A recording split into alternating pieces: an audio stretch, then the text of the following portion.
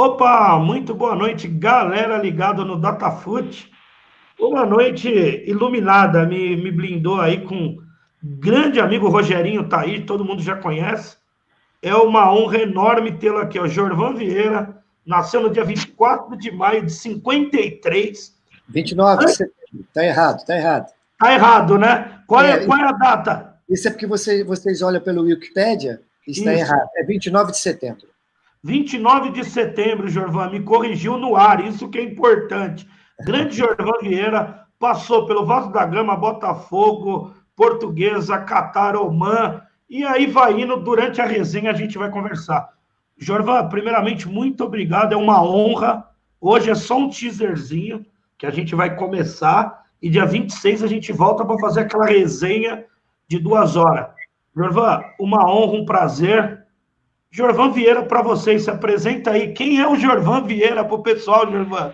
Boa noite a todos. O prazer é todo meu. Eu que agradeço a oportunidade que me é oferecida da vossa parte. E boa noite ao Rogerinho também, que está aqui conosco. E boa noite a essa galera toda que está nos prestigiando hoje. É uma vida longa. São quase 40 anos no estrangeiro. Essa que é a verdade. São 21 clubes e 6 seleções a dirigir, algumas derrotas, algumas vitórias, que faz parte da nossa carreira, né? Mas muita felicidade, muita alegria, porque eu pude representar de uma forma digna a classe dos treinadores brasileiros e portugueses também, pois eu sou português também por parte dos meus pais, eu nasci no Brasil, tenho as duas nacionalidades, sou luso-brasileiro, então é uma honra muito grande representar a nossa classe e com uma certa dignidade, correção e honestidade, que é sempre muito difícil. O futebol é um mundo muito difícil, muito complicado, e nós temos sempre que lutar contra tudo, contra todos, remar contra a maré, correr contra o vento, né, para podermos atingirmos os nossos objetivos, que são sempre aqueles de dar alegria às pessoas, trazer um sorriso nos lábios das pessoas, que é muito importante, né? E são coisas que não são fáceis de se conseguir, mas através de luta, esforço e trabalho, que é o mais importante, né? Eu nunca procurei emprego, eu sempre procurei trabalho. Há uma diferença muito grande entre a palavra emprego e trabalho. E eu sempre procurei trabalho. E o trabalho é o mais difícil, porque você tem que arregaçar as mangas, né? E, como se diz, meter a mão na massa. Ô, Jorvan, e essa pandemia da sua carreira, tudo a gente vai falar depois na resenha, tudo, é uma coisa que nunca aconteceu no mundo, né? O mundo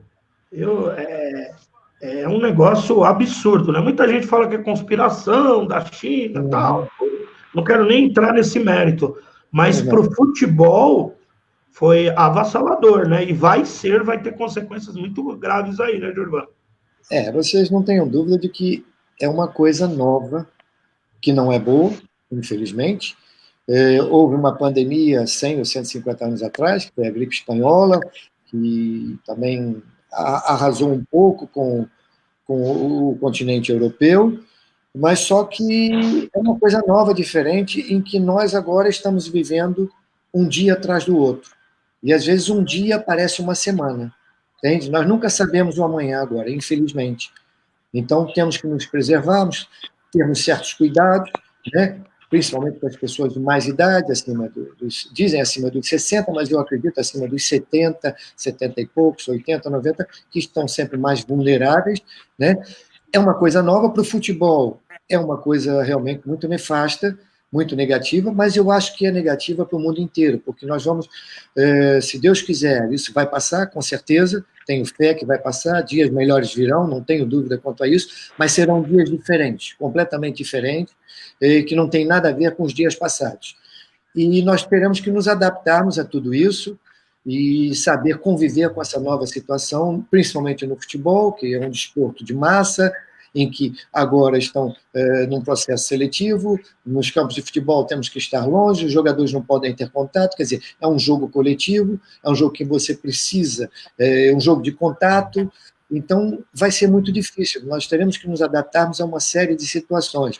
E no outro lado, no lado social, o lado financeiro também, que vai influir muito, vamos viver momentos muito difíceis na parte financeira, com certeza, o mundo todo, entende? Aqueles que, como se diz aí no Brasil, estão a cantar de galo hoje, eles também vão passar por maus bocados, eu não tenho dúvida quanto a isso, entende? Eu digo as pessoas da política, não vamos entrar nesse detalhe, mas as pessoas da política de vários países que estão fazendo, mas todos nós sofreremos, passaremos por momentos muito difíceis e teremos todos que ser muito fortes, porque essa será a prova de nós todos que nós podemos superar esse problema e vamos superar, se Deus quiser. Ah, legal. O Rodrigo entrou agora, o Rodrigo é igual eu, um pouquinho mais experiente, eu chamei o Rodrigo, ele conhece um pouco da história, que eu falei que eu ia te convidar hoje para a gente fazer essa resenha, e o Rodrigo, acho que ele deve ter alguma pergunta, até o Rogerinho mesmo, fique à vontade. O Jorvan é de casa, eu tive a honra de ele me presentear na abertura da Copa do Mundo com ingressos. Daí eu nunca mais vou esquecer na minha vida. Viu, Rogerinho? Nunca mais. Eu tive a honra de comer uma das melhores pizzas que eu já comi na minha vida com o Félix e a família dele aí em São Paulo. Também não vou esquecer. Ah, é. Ai, ficou bom, hein? Vai, Rogerinho. Ele me matou. Foi um rodízio de pizza que não foi fácil. Ô, Jorvan, você faz dia 29 de setembro, você disse, né? Eu faço dia 28 de setembro. Então, estamos quase ali, quase meu dia.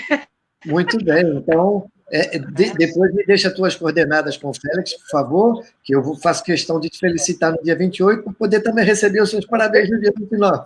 Sim. Deixa eu fazer uma curiosidade. Você disse que jogou, né, por não sei quantos clubes, e provavelmente deve ter sido na década de 70 e 80, assim que foram com grandes jogadores, grandes times. Você falou que jogou muito tempo fora. Qual clube, assim, que você acha que teve mais identificação na sua carreira? Rogerinho, uma pequena correção. Eu joguei somente no Brasil. Eu fiz as camadas de base do Vasco da Gama, desde os chamados dente de leite, até chegar à equipa principal, praticamente. Eu sou da época do Roberto Dinamite, do Mazzaropi, do Clóvis, aquela turma. E eu perdi meu pai com 9 meses. Meu pai morreu num campo de futebol, jogando futebol. E Caramba. minha mãe só tinha 17 anos, então o pavor da minha mãe era eu jogar futebol. E eu não vou aprofundar muito essa história para deixar para a semana que vem contar isso também. E, vamos fazer aqui umas economias da história, né? Senão fica se repetindo. Então, o que eu joguei no Vasco da Gama e minha mãe não deixava eu continuar. Eu fui, inclusive, aprovado para ir para a equipa principal do Vasco, na época. Eu vinha de trem com o Roberto Dinamite, nós morávamos na mesma cidade, em Duque de Caxias, no estado do Rio de Janeiro. Ele morava um pouco mais afastado, 2 ou 3 estações antes da minha, e quando eu entrava ele já estava lá dentro, e também tinha o Clóvis que morava em Xerém. Então víamos todos juntos para ir para São Januário e treinar. Só que a minha mãe não deixava porque ela queria que eu estudasse. Então foi muito difícil, ela me deu vamos dizer assim, um checkmate, condição sine qua non, ou tu estudas, ou vai jogar bola, ou tu te viras. Eu falei, não, vai ser difícil, não é fácil, eu vou estudar. E eu passei para medicina. Então, fui estudar medicina, eu fiz 4 anos de medicina, e quando eu estava no 4º ano, aí eu enganei minha mãe. Eu abandonei a medicina e fui fazer educação física. Ela só foi descobrir 6 meses depois que eu já estava na universidade, porque ela achou a bolsa da universidade embaixo da minha cama. Entende? Então, quer dizer, o dinheiro que ela me dava para pagar a medicina, eu pagava a educação física.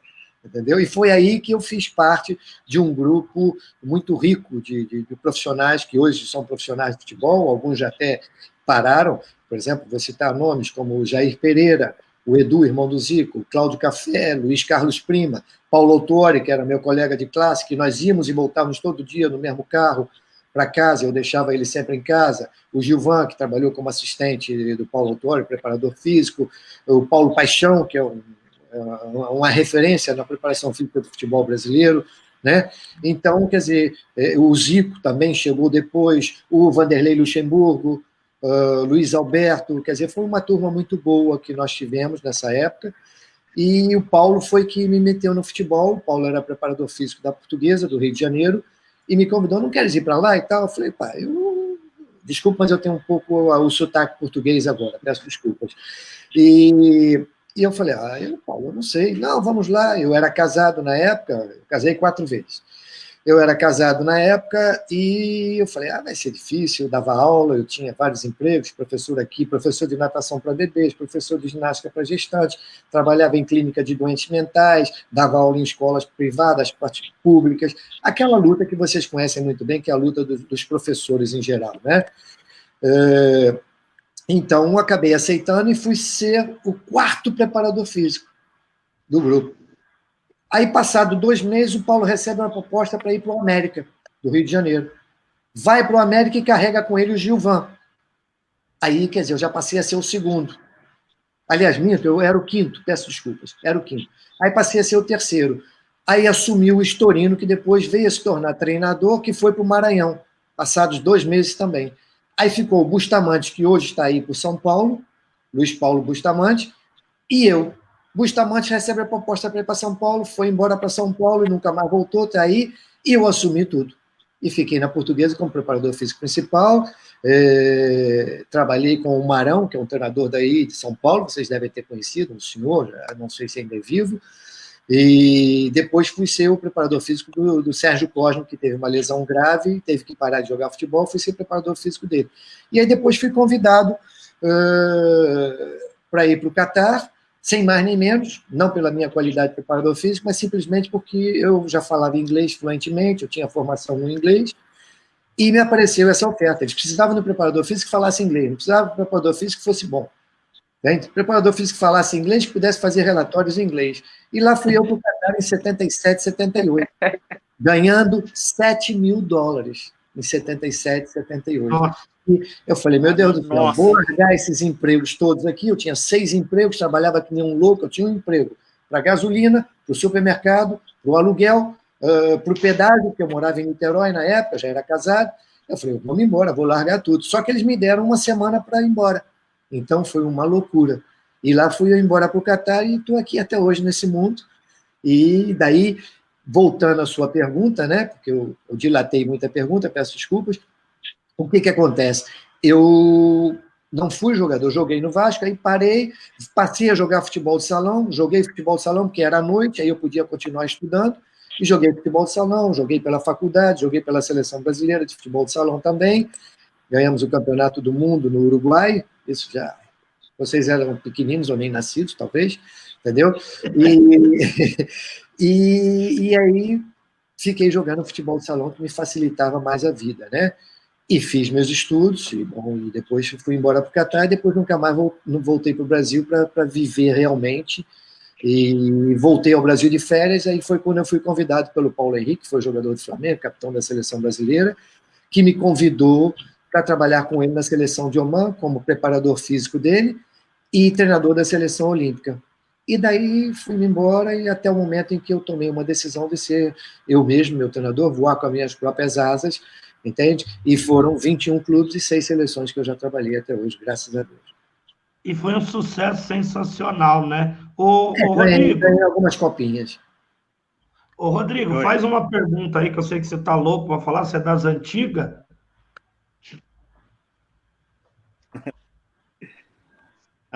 Bom, boa noite, Rogerinho, Félix, Gilvan, os telespectadores aí da DataFoot. Boa noite, Gilvan. Boa noite. Eu queria te fazer 2 perguntas para você. Uma acho que a maioria dos técnicos já respondeu. O que você acha que falta para os técnicos brasileiros assim, para terem mais destaque fora do país? E o que você acha que falta para a seleção brasileira voltar a ter aquele time que todo mundo tinha medo? Olha, veja bem, é uma questão que nós teríamos que desmembrá-la em várias fases. A primeira, com relação ao técnico brasileiro, você veja bem, principalmente em se tratando do meu mundo, que é o mundo árabe e o mundo africano, o treinador brasileiro perdeu muito prestígio, porque não foram todos, claro. Eu sou o mais antigo aqui no mundo árabe, entende? E vocês sabem bem, 77, 78, façam as contas, né? E os treinadores brasileiros normalmente vêm para cá, fazem uma temporada ou 2, depois voltam para o Brasil. Aí fica esperando se eu ter um outro convite para voltar novamente. Eu não, eu sempre fiquei aqui. Então, o que acontece? Vieram muitos profissionais, entre parênteses, né, que não foram realmente bons profissionais, em que misturaram muitas coisas, como, por exemplo, vamos formar uma comissão técnica. Aí, por exemplo, eu tenho que formar uma comissão técnica, aí eu chamo o Rogerinho, eu chamo você, peço desculpas, é só um exemplo, né? E que nunca trabalharam em futebol, que não é o caso, vocês são pessoas da bola. Mas suponhamos que nunca tivessem trabalhado. Mas por quê? São meus amigos, gosto de vocês, ou um é meu cunhado, entende? Então essas coisas não funcionam. Então os árabes começaram a se saturar dessas coisas, que as coisas começaram a não correr bem, porque um dia corre bem, um dia corre mal. Aí a verdade aparece, tá entendendo? Isso, não há dúvida nenhuma quanto a isso, porque a mentira tem perna curta, né? Então, o que ocorre? Eles começaram a fechar o mercado. E também houve a incidência de muitos treinadores iugoslavos, romenos, croatas, que agora há uma separação muito grande em termos geográficos, né? Iugoslavos, croatas, sérvios, montenegrinos, em que começaram a aparecer aqui e começaram a depreciar a classe, ou seja, se ofereciam por valores mais inferiores. E os caras se ofereciam por valores mais inferiores e vinham e ganhavam campeonatos. Então, quer dizer, por que eu vou pagar caro a um brasileiro se esse aqui eu pago a metade e ele é campeão? Entendeu? Mas porque nós mesmos fechamos o mercado. Entendeu? Essa que é a verdade. Eu só consigo estar aqui até hoje porque eu tenho meus títulos, eu tenho minhas vitórias, e a vitória do Iraque foi uma vitória que marcou muito no mundo, entende?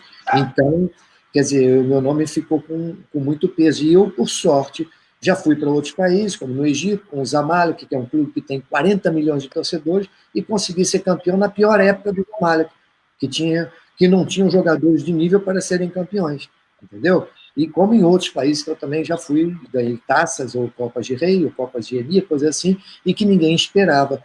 Então, quer dizer, esse é o grande problema, entendeu, Rodrigo? De que perdemos o nosso prestígio. Agora, com relação ao jogador brasileiro, o jogador brasileiro é exportado com muita facilidade para a Europa. O único problema é que o jogador brasileiro precisa de uma pré-adaptação ao futebol europeu, ao sistema, à forma de ser, de estar, entendeu? A metodologia dos treinadores, porque na Europa, treinadores em alguns países são muito exigentes, como em França, Alemanha. O brasileiro precisa de educação, né, Jorvai? Não tem, infelizmente. Né? Bom, veja bem, é muito complicado. Né? Não me ponho em situações... Não, isso eu estou falando porque eu vivo aqui na bola, trabalhei no Palmeiras, trabalhei na imprensa, tudo, e você convive. Você sabe que aquele jogador que vai dar certo lá fora para explodir, para ganhar, a primeira coisa que o cara tem que ter, na resenha passada a gente falou, o craque não vai te dar problema. Quem vai te dar problema é o jogador mediano, o mal educado, tudo. Então, quem queimou no Brasil, lá fora, foi esses jogadores medianos que foram vendidos a peso de ouro, que bate e volta em uma temporada, né, Jorvan? Às vezes nem isso. Uma temporada, ou às vezes nem isso, são emprestados já para outro clube. Então, o que acontece? É um tipo de grupo de jogadores brasileiros que não podem ficar sem a cerveja, sem a feijoada e sem o futebol na praia. Entende? Então, quer dizer, aqui o profissionalismo é manhã, tarde, noite e de madrugada. A família não é a primeira família. A nossa primeira família é o clube de futebol, é o futebol. A nossa família passa a ser a segunda. Quer queira, quer não, entende?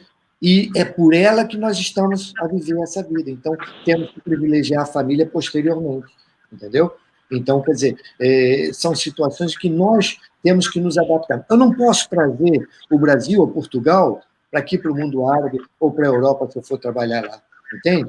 Eu tenho que me adaptar de como a Europa é, como o mundo árabe é, entende? Para que eu possa obter os meus frutos do meu trabalho. E tenho que ver como são as coisas, chegar devagar, procurar entender mentalidade, nível social, comportamentos, para que depois eu possa tentar aplicar algumas coisas que eu gostaria de aplicar e não posso aplicar tudo. Com certeza. Tudo tem que ser bem devagar, paulatinamente.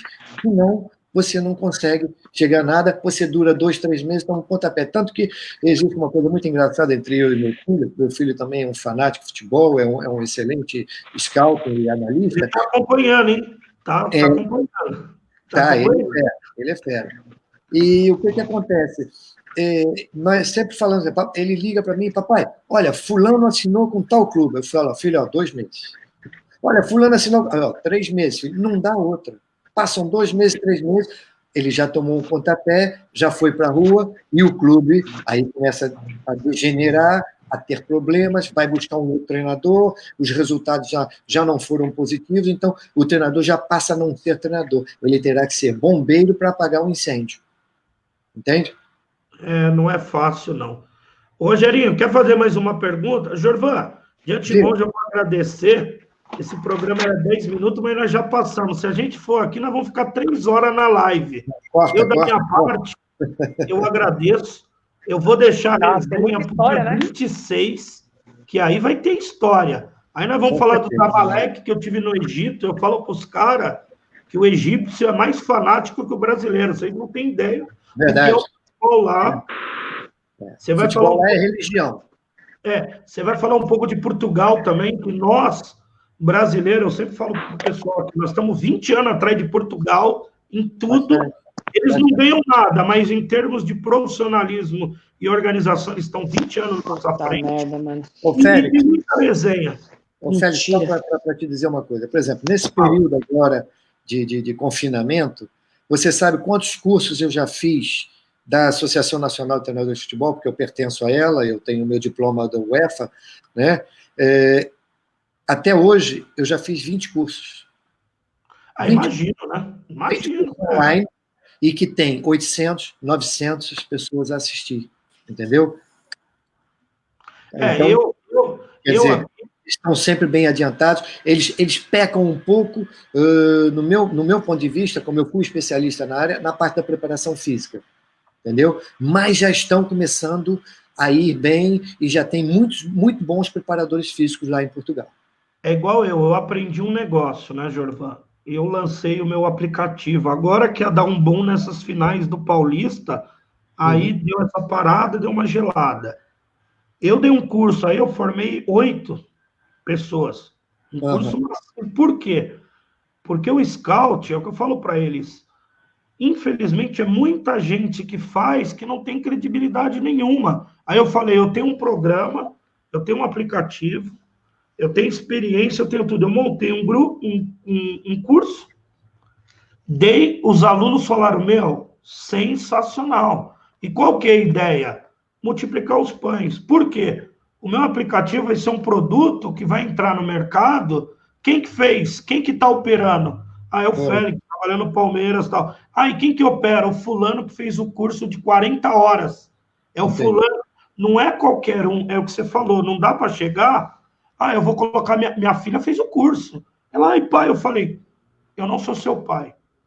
Ela veio falar outro dia, mandar uma mensagem, eu falei, não quero saber. Tem um horário que você vai ter que fazer a aula e o jogo. Se você não fizer, você vai ter a nota baixa. E é tanto para ter o certificado, acabou. Você tem que ser profissional. Exatamente. É onde que vai ser a diferenciação. Infelizmente, né, Jorvan, só para terminar. O Romeu foi assim, ele fez. E assim ficou agora. Semana passada, um curso de scouting lá de Portugal. Ele fez. Eu mandei ele fazer, porque ele acaba a educação física agora em julho. Eu mandei fazer. Entendeu? Tem que se formar, né? Porque quando você vai, é o que eu falo para os garotos. Muita gente já me falou, Félix, você conhece alguém para trabalhar no clube tal, no clube tal? Eu falo para os caras, não conheço. Eu não vou dar meu nome de bobeira. Agora, essa molecada que fez o curso, um vai estrear amanhã no alemão. Eu vou fazer um jogo do alemão, ele vai fazer, a menina vai fazer domingo. Se um clube chegar, um clube médio, você tem um, eu tenho. É esse daqui, tá preparado, fez o curso, tudo direitinho. Não dá para você colocar a mão no fogo porque não tem qualificação, né, Jordan? Não dá. É delicado, é complicado e é muita responsabilidade. Opa, é o teu nome que está lá. Jorvan, eu vou agradecer de coração, obrigado. Que horas são aí? Que horas são? Aqui são 4h35. Nossa Senhora. Aqui ainda é 9h30. Minha esposa amanhã trabalha, ela é enfermeira, está na linha de frente aqui também, não está fácil. Que Deus a proteja, que ela tome cuidado. A coisa aqui está complicada, a gente tem infelizmente, eu não queria entrar no mar, mas nós temos um governante responsável, que infelizmente vai morrer muita gente, é uma pena, mas vamos seguir orando para os outros, né? Exatamente. Temos que orar e pedir a Deus que corra tudo bem, né? Um beijo na sua esposa, um beijo no seu filho. Obrigado. Você também, com Deus. Toda a sua família, muito obrigado pela oportunidade. Um abraço para o Rogerinho, um abraço para o Rodrigo aí. Foi um prazer em conhecê-los e que tudo corra bem para todos vocês aí, todas as famílias, né? Que Deus esteja com vocês. Dia 26 está marcado a resenha para a gente agora. Eu vou depois te mandar o link que eu coloco esse áudio lá no Spotify. Aí você baixa e ouve a resenha, tá bom? Ok. Manda assim, amanhã, se você quiser mandar alguma coisa para eu dar uma olhada aí no negócio do alemão aí, que vocês vão fazer, o jogo do campeonato alemão, com muito gosto. Tá bom, eu mando para você olhar. O Rodrigo caiu, voltou, a conexão deles caiu. Ela vai e volta, está instável. Agradeço de coração. Fica com Deus, meu irmão. Eu que agradeço, irmão. Tudo de bom, hein? Bom final de semana para nós. Um abraço grande para todos vocês aí. Fiquem com Deus, hein? Muito obrigado pela oportunidade, Félix. Foi um prazer muito grande. Hein? Esse foi o Jorvan Vieira, galera. Dia 26 ele está de volta. Tem história, hein? É Iraque, Zamalek e outras histórias aí do mundo árabe, só para você aqui no Datafolha. Jorvan, fica com Deus. Obrigado. Boa noite. Esse foi o programa 10 minutos, só que durou 26, porque é um caso especial. Valeu, Jorvan. Fica com Deus. Até mais. Muito obrigado. Obrigado. Deus.